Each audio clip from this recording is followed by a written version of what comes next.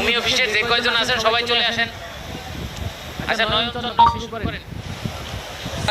আমার অল্প একটু জমি কিনছি আমরা 500 আর জায়গা 700 কাছাকাছি। তারপরে জমিটা খারিজ করার জন্য ওনাকে ইয়াকে কাগজ দিছি কি বলে বেলাল তহসিলদারকে কাগজ দেওয়া হয়েছে। এখন ওখানে ইয়া দালাল ছিল রাজকান্ত পিয়ন। জি স্যার, জি স্যার।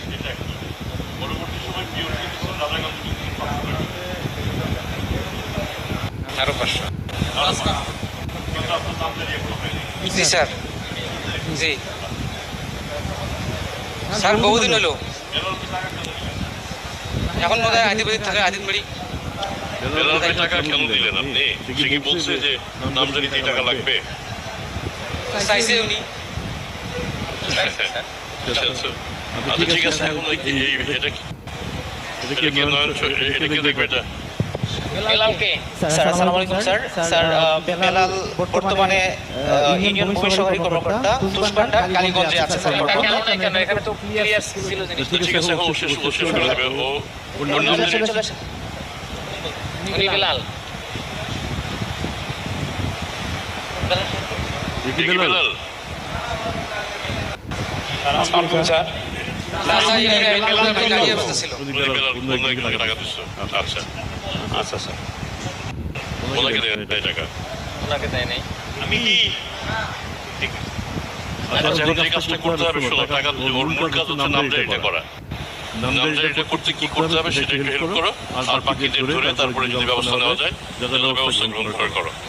নামজারিটা করে দিলে তো সমস্যা হতো না। নামজারি হচ্ছে না কেন? এই বিষয়ে স্যার উনি আবেদন করলে স্যার আমরা করে দিব, যদি সবকিছু ঠিকঠাক থাকে স্যার। আবেদনই করে নাই।